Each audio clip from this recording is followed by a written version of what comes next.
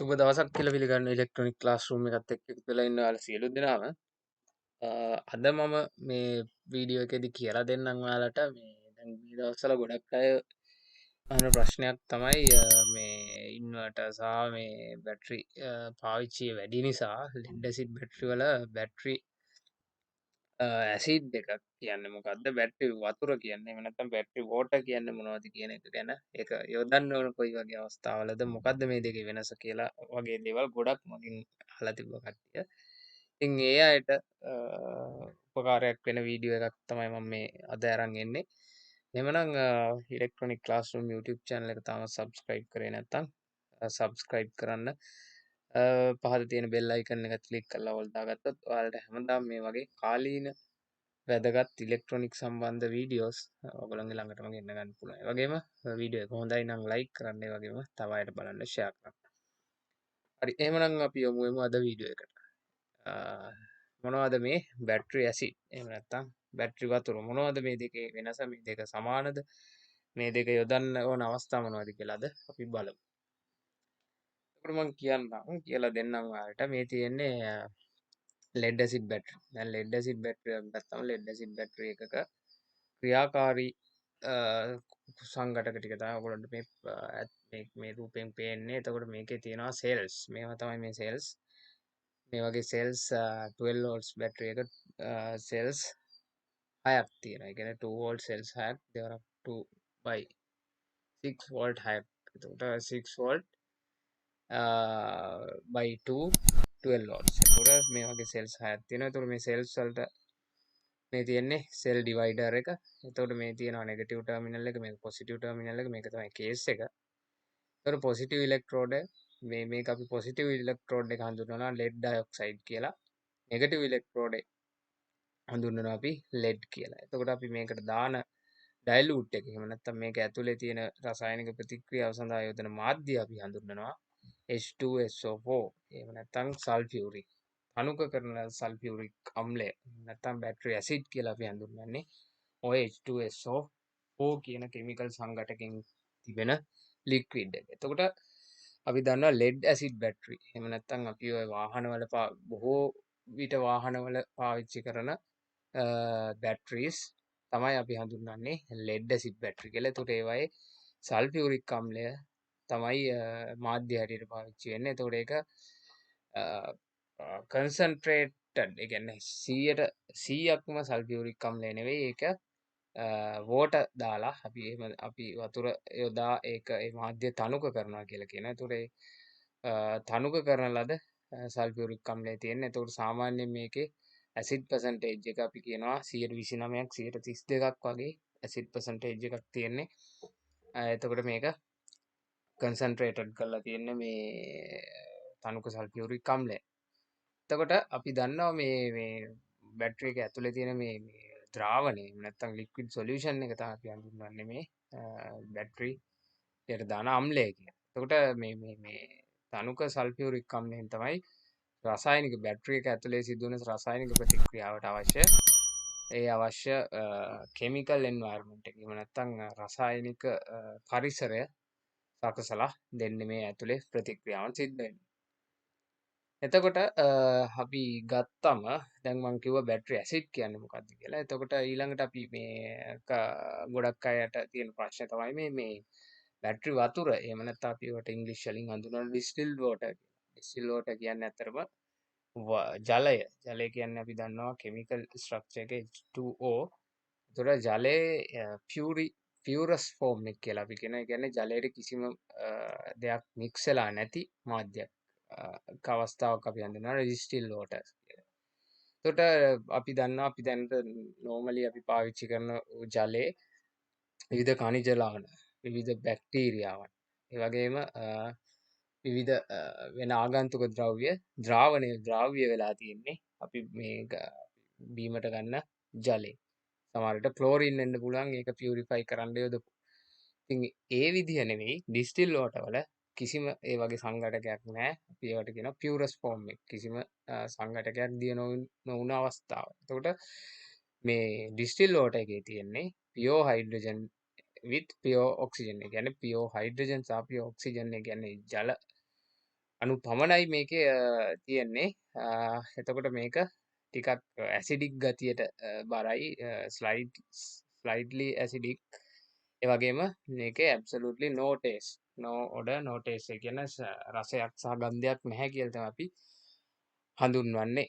එතකොට මේ ඩිස්ටිල් වෝටර් පාවිච්චි කරනවා මේ කාර් බැටරිස් වල වගේ. ඒ වගේම තව ස්ටෙරිලයිසේෂන් ප්‍රොසෙස්, ඒ වගේම අද එක්ස්පෙරිමෙන්ටල් වර්ක්ස්. ඒ කියන්නේ තව අපි ගන්න ඔය පර්යේෂණාත්මක කටයුතු වලට අපි මේ ඩිස්ටිල් වෝටර්, අපි සිංහලෙන් හඳුන්වන ආශ්‍රිත ජලය කියලා. එතකොට ඕක තමයි ඔය බැටරි වතුර කියලා අපි හඳුන්වන්නේ. එතකොට මම කියලා දෙන්නම් දැන් බැටරි වතුර සහ බැටරි ඇසිඩ් ඇයි ඒ දෙක වෙනස් වෙන්නේ? වෙනස් වෙන අවස්ථාවන් සහ ඒවා යොදන අවස්ථාවන් අපි ඊළඟට බලමු. මම ඉස්සෙල්ලාම කියලා දෙන්නේ මේ දෙකේ වෙනස.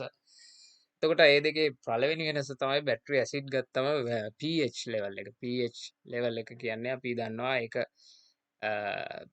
ඇසිඩ් ආම්ලිකද? එහෙම නැත්නම් වාෂ්මිකද? එහෙම නැත්නම් එහෙම නැද්ද කියන එක තමයි අපි pH value එකෙන් මනින්නේ. එතකොට අපි දන්නවා ප්‍රධානම වෙනස තමයි බැටරි ඇසිඩ් එකක් ගත්තම බැටරි ඇසිඩ් එකේ pH level එක එකට ආසන්න අගයක තියෙන්නේ. ඒ කියන්නේ බැටරි ඇසිඩ් වල තියෙන සල්ෆියුරික් අම්ලය මම කිව්වා වගේ. ඒතකොට සල්ෆියුරික් අම්ලයේ කන්සන්ට්‍රේෂන් එකක් ඇටියට ගත්තම ඒක අම්ලයක්. එතකොට ඒකේ pH අගය එකට ආසන්නව තියෙන්නේ. නමුත් මම කිව්වා ඩිස්ටිල් වෝටර්. ඩිස්ටිල් වෝටර් කියන්නේ අපි ගන්න සාමාන්‍යයෙන් අපි ගන්න බීමට ගන්න ජලයේ අපි කියනවා pH අගය 0 කියලා. ඒ කියන්නේ නියුට්‍රල් කියලා කියනවා. එතකොට ඒක ඇසිඩිකුත් නැහැ, බේසික්කුත් නැහැ. ඒ කියන්නේ ආම්ලිකත් නැහැ, බාෂ්මිකත් නැහැ. නමුත් අපි ගන්න විදිහට ඒකේ අපි ගන්න අපේ normal drinking water වල range එක pH අගය 6.5ක් 8.5ක් වගේ තියෙනවා. ඒ දෙක මැද වගේ. නමුත් පියුරස්ට් වෝටර් එහෙම නැත්නම් අපි කියන මේ ඩිස්ටිල්ඩ් වෝටර් ගත්තම ඒකේ pH අගය 7ක් වගේ තමයි පවතින්නේ. එතකොට අපි කියනවා මේක little bit more acidic. ඒ කියන්නේ ඇසිඩික් ගතියට පැත්තට පොඩ්ඩක් බරයි අපි ගන්න මේ සාමාන්‍ය බීමට ගන්න ජලයට වඩා කියලා අපි කියනවා. එතකොට නමුත් බැටරි ඇසිඩ් තරම් මේක ඇසිඩික් නෑ. මොකද මේ ඩිස්ටිල් වෝටර් තමයි අපි බැටරි ඇසිඩ් ද්‍රාවණයක් තනුක කිරීමට යොදාගන්නේ 29ක් 32ක් කන්සන්ට්‍රේෂන් එකකට සල්ෆියුරික් අම්ලය තනුක කිරීම සඳහා අපි මේ ඩිස්ටිල් වෝටර් යොදා ගන්නවා. ඊළඟට අපි කතා කරනවා මේ ඉලෙක්ට්‍රොලයිට්. එතකොට බැටරි අපි කියනවා battery acid lead acid battery එක සල්ෆියුරික් ඇසිඩ් සොලියුෂන් එකක් තියෙන්නේ. ඒක මම කලින් කිව්වා වගේ 29ක් 132ක කන්සන්ට්‍රේෂන් එකෙන් තියෙන්නේ. එතකොට ඒකේ බැටරි එකේ ඇතුලේ සිද්ධ වෙන රසායනික ක්‍රියාවලිය ඒ රසායනික පරිසරය හදලා දෙන්නේ මේ බැටරි ඇසිඩ්. එතකොට අපි ඒකේ